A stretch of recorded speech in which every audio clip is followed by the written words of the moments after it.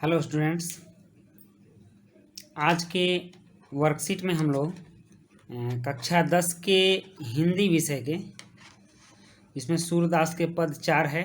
पिछली बार हमने 3 देखा था और आज सूरदास के पद 4 देखेंगे और इसमें वर्कशीट 10 को हम लोग करेंगे। सबसे पहले आप लोग यहाँ अपना नाम लिखेंगे और यहाँ पर अपने कक्षा अध्यापक का नाम लिखेंगे।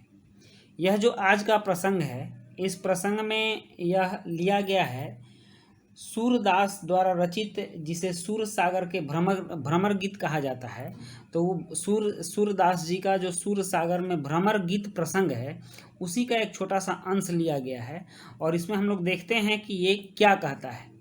इसमें कह रहा है, गोपियाँ कह रही हैं उद्धव जी से। प्रसंग ये है कि श्री कृष्ण मथुरा जाने के बाद उद्धव जी को गोपियों को यह समझाने के लिए भेजते हैं कि आप गोपियों को जाकर के योग मार्ग से जोड़िए, योग मार्ग के बारे में बताइए।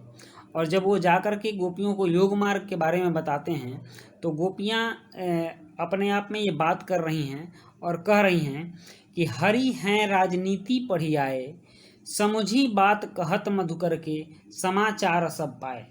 गोपियाँ श्री कृष्ण के द्वारा भेजे गए संदेश को उनका अन्याय और अत्याचार मानते हुए आपस में कहती हैं कि हे सखी, अब तो श्री कृष्ण ने राजनीति की शिक्षा प्राप्त कर ली। हरि हैं राजनीति पढ़ी आए, उन्होंने राजनीति की शिक्षा प्राप्त कर ली है, वे राजनीति में पूरी तरह निपुण हो गए हैं। यह भौरा मधुकर, मधुकर का मतलब भौरा होता है। देखिए यहाँ शब्दार्थ में मधुकर का मतलब भौरा है। वो कह रही हैं कि यह भौरा हमसे जो बात कह रहा है वह क्या तुम्हें समझ में आई, मतलब कि वह कह रही समझे इसको, और क्या तुम्हें कुछ समाचार प्राप्त हुआ, और वह जो समाचार सब पाए, तुमको कोई समाचार प्राप्त हुआ।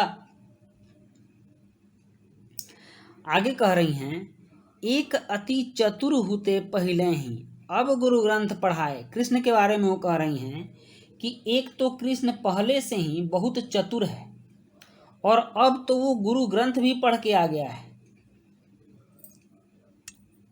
गोपियाँ देखिए कह रही हैं कि एक अति चतुर हुते पहले ही अब गुरु ग्रंथ पढ़ाए। एक तो पहले से ही चतुर थे, अब तो गुरु का ग्रंथ भी पढ़ के आए हैं।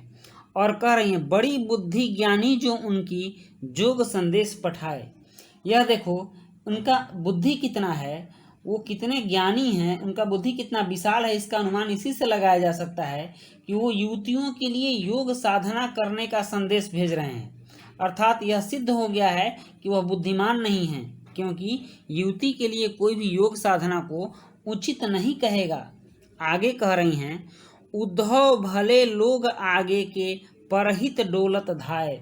उन्होंने कहा है, हे उद्धव, पुराने जमाने के सज्जन लोग दूसरों का भला करने के लिए इधर उधर भागते फिरते थे, पर आजकल के सज्जन को तो दूसरों को दुख देने और सताने के लिए ही यहाँ तक दौड़े चले आए हैं। करें कि हे उद्धव जी, पहले के लोग दूसरों के लिए बहुत बड़ा बड़ा काम करते थे, दूसरों के सुख के लिए। आगे कहती हैं, अब अपने मन फेर पाई हैं, चलत जुहूत चुराए। कह रहे हैं कि हम तो केवल इतना ही चाहती हैं कि हमारा मन मिल जाए, जिसे कृष्ण यहाँ से जाते समय चुपचाप चुरा कर अपने साथ ले गए थे। पर उनसे ऐसे न्यायपूर्ण काम की आशा कैसे की जा सकती है, ऐसा अन्याय हमारे साथ कैसे कर सकते हैं। कर रही हैं, अब अपने मन फिर पई हैं, चलत जुहूते चुराए। जाते समय उन्होंने जो हमारा मन चुरा लिया, हमारे उसी मन को वो लौटा दें। आगे वे कहती हैं, ते क्यों अनीति करे आपुन, जे और अनीति छुड़ाए।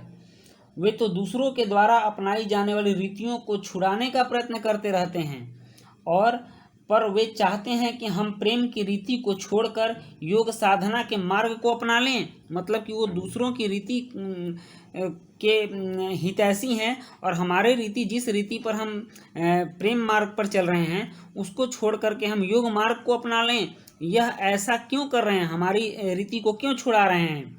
आगे कह रही हैं, राजधर्म तो यह सूर जो प्रजा न जा ही सताए। करें, सच्चा राजधर्म तो उसी को माना जाता है जिसमें प्रजाजनों को कभी न सताया जाए। इसका भाव है, गोपियाँ कहती हैं, गोपियों का भाव ये है कि श्री कृष्ण अपने स्वार्थ के लिए हमारे सुख चैन को छीनकर हमें दुखी करने की कोशिश कर रहे हैं। वे अपने राजधर्म का पालन नहीं कर रहे हैं। तो देखिए अब इनका अर्थ क्या लिखा हुआ है। गोपियाँ उद्धव से कहती हैं कि श्री कृष्ण ने राजनीति भी पढ़ ली है। भंवरे उद्धव से बात कहते ही हम सब बात समझ गईं, हमें सभी समाचार मिल गए। एक तो कृष्ण पहले से ही बहुत चतुर थे, अब ग्रंथ भी पढ़ लिए। यह उनकी बढ़ी हुई बुद्धि का ही प्रमाण है कि उन्होंने हमारे लिए योग का संदेश भेजा है। आगे के लोग भी बड़े भले थे जो परहित के लिए भागे चले आए। अब हम अपने मन को फिर से पालेंगे जिसे किसी और मतलब कृष्ण ने चुरा लिया था। वे हमारे ऊपर अन्याय क्यों करते हैं, क्योंकि जिन्होंने दूसरों को अन्याय से छुड़ाया वो हमें अन्याय करते हैं। गोपियाँ उद्धव को राजधर्म की याद दिलाती हैं और राजधर्म यह कहता है कि प्रजा को सताया नहीं जाना चाहिए। इसमें कुछ शब्दार्थ भी हैं, जैसे मधुकर, मधुकर का मतलब होता है भौरा। पठाए, पठाए का मतलब होता है घूमते फिरते थे। यहाँ है ना जोग संदेश पठाए मतलब घूमते फिरते थे। परहित मतलब दूसरों के कल्याण के लिए, परहित दूसरों के हित के लिए, कल्याण के लिए। डोलत धाय मतलब घूमते फिरते थे। परहित डोलत धाय इधर उधर घूमते फिरते थे। अनीति, और अनीति का मतलब होता है अन्याय। तो आइए अब इसके प्रश्नों को करते हैं। इसमें 5 प्रश्न हैं जिसके उत्तर हमने अलग से लिख के रखे हैं। तो अब हम उन प्रश्नों और उनके उत्तरों को आपको समझाते हैं। देखिए, पहला प्रश्न है, श्री कृष्ण के राजनीति पढ़ने से गोपियाँ क्या कहना चाहती हैं। इसका उत्तर है, राजनीति मनुष्य को दोहरी चालें चलना सिखाती हैं। राजनीति में करनी और कथनी में सदा अंतर दिखाई देती है। श्री कृष्ण गोपियों से प्रेम करते थे, लेकिन मथुरा जाकर उन्होंने उद्धव जी से गोपियों के लिए योग मार्ग का संदेश भिजवा दिया था। कृष्ण के इस दोहरे आचरण के कारण ही गोपियों को यह कहना पड़ा था कि हरि अब राजनीति पढ़ आए हैं। प्रश्न 2 है, राजधर्म तो डैश न जाहि सताए। आपने ये पूरा लाइन पढ़ा है, उसमें कह रहा है कि इस पंक्ति का भाव अपने शब्दों में लिखिए। तो इस पंक्ति का भाव ये होगा, प्रस्तुत पंक्ति सूरदास द्वारा रचित भ्रमर गीत प्रसंग से लिया गया है। इस पंक्ति में गोपियाँ उद्धव जी से कहती हैं कि सच्चा राजधर्म तो उसी को माना जाता है जिसमें प्रजाजनों को कभी न सताया जाए। यहाँ गोपियों का भाव है कि श्री कृष्ण अपने स्वार्थ के लिए हमारे सुख चैन को छीनकर हमें दुखी करने की कोशिश कर रहे हैं। तीसरा प्रश्न है, गोपियों के वाक चातुर्य में, वाक चातुर्य का मतलब होता है बोलने की कला। वाक चातुर्य का मतलब क्या होता है, बोलने की कला। तो गोपियों के वाक चातुर्य में आपको ऐसी कौन सी विशेषताएं दिखाई दी जिससे उन्होंने ज्ञानी उद्धव को भी परास्त कर दिया। सोच कर लिखिए, अपने मन से लिखना है। तो इसका उत्तर है, गोपियों के वाक चातुर्य के आगे उद्धव जी परास्त हो गए, क्योंकि उद्धव जी भले ही ज्ञानी थे, नीति की बातें जानते थे, परंतु गोपियों की विशेषता ये थी कि गोपियों के हृदय में श्री कृष्ण प्रेम रूप में विद्यमान थे और उनकी विश्वास और आत्मबल के आगे उद्धव जी नतमस्तक हो गए। तो ये 3 प्रश्नों के उत्तर हुए। अब चौथा और 5वां प्रश्न देखिए। चौथा प्रश्न क्या है, यदि आप उद्धव जी के स्थान पर होते तो गोपियों के इतने तर्क सुनने के बाद अंत में आप उनसे क्या कहते। इसका उत्तर है, गोपियों के तर्क इतने सटीक थे कि उनकी बातों की कोई काट नहीं थी और उद्धव जी जिस कृष्ण को पाने के लिए योग मार्ग बता रहे थे वे उसे प्रेम मार्ग द्वारा पहले ही प्राप्त कर चुकी थी। अतः उस जगह पर मैं गोपियों से यही कहता कि आपका प्रेम कृष्ण की प्राप्ति में संपूर्णता की ओर है और आप मतलब गोपियाँ अपने प्रेम मार्ग से ही कृष्ण को अपने मन में बसाए रखिए।